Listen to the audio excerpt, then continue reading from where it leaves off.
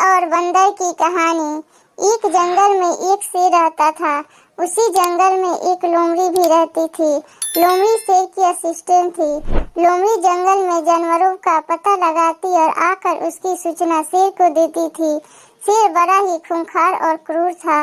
वह आवश्यकता से अधिक जानवरों का शिकार करता था।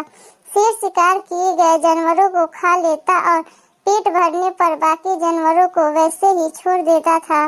इस प्रकार आवश्यकता से अधिक शिकार होने से जंगल के सारे जानवर खत्म हो गए। अब शेर और लोमड़ी के भूखे मरने की नौबत आ गई। शेर ने लोमड़ी से कहा, तुम जाकर जंगल के आसपास दूसरे जानवरों का पता लगाओ जिससे हम दोनों का पेट भर सके। उसी जंगल से कुछ दूरी पर बहुत बड़ी नदी बहती थी और नदी के बीच में एक बहुत बड़ा टापू था। उस टापू पर सारे शाकाहारी जानवर जैसे हिरन, बंदर, बकरी सदियों से रहते थे। नदी से घिरा होने के कारण टापू पर कोई दूसरा जानवर नहीं आ पाता था। लोमड़ी शेर का आज्ञा मानकर जानवरों का पता लगाने निकल पड़ी। उसे अपने जंगल में कोई भी जानवर नहीं मिला। थक हार कर लोमड़ी नदी के किनारे बैठ गई। तभी उसकी नजर दूर बने टापू पर पड़ी। लोमड़ी ने सोचा, अवश्य ही उस टापू पर कुछ जानवर रहते होंगे। ऐसा सोचकर टापू पर जाकर देखती है तो वहाँ बहुत सारे शाकाहारी जानवर थे, किंतु कोई भी मांसाहारी अथवा शेर को चुनौती देने वाला नहीं था। यह देखकर लोमड़ी बहुत खुश हुई और अपने जंगल लौटकर शेर को सारी बात बताई। लोमड़ी की बात सुनकर शेर बहुत खुश हुआ और उसने लोमड़ी को शाबाशी दी। दूसरे दिन शेर लोमड़ी के साथ टापू पर जानवरों का शिकार करने के लिए पहुंच गया। टापू पर शाकाहारी जानवरों को देख के शेर के मुंह से लार टपक रही थी।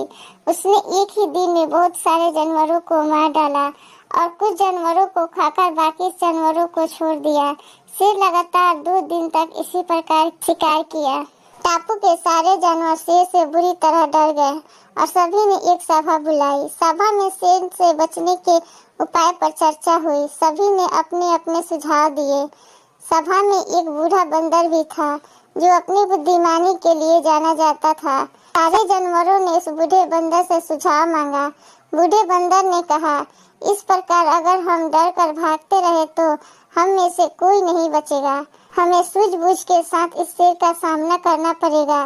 जंगल के दूसरे जानवरों ने बंदर से पूछा कि हमारे पास शेर के समान ना तो बड़े दांत है और ना ही तेज नाखून, तो हम शेर का सामना कैसे कर पाएंगे?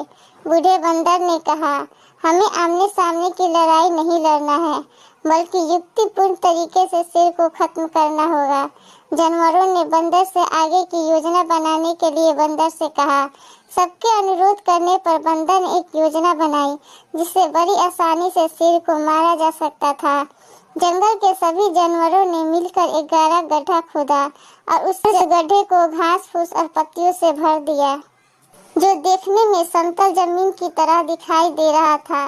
शेर के आते ही सारे जानवर गड्ढे के सामने की तरफ चले गए। शेर ने जैसे ही जानवरों को देखा उसकी भूख जाग गई और वह जानवरों का शिकार करने के लिए उनकी तरफ भागा। जैसे ही शेर गड्ढे के ऊपर से निकला, घास फूस और पत्तियों के दब जाने से शेर गहरे गड्ढे में गिर गया। शेर ने गड्ढे से निकलने का बहुत प्रयत्न किया, किंतु गड्ढा अधिक होने से लाख कोशिश करने के बाद भी वह गड्ढे से नहीं निकल सका। शेर के साथ साथ उसके पीछे भागते हुए लोमड़ी भी गड्ढे में गिर गई। भूख और प्यास से शेर और लोमड़ी दोनों की गड्ढे में ही मौत हो गई। इस प्रकार बंदर और जानवरों की चालाकी से उन्हें शेर से मुक्ति मिली और सभी जानवर पहले की तरह हंसी खुशी रहने लगे।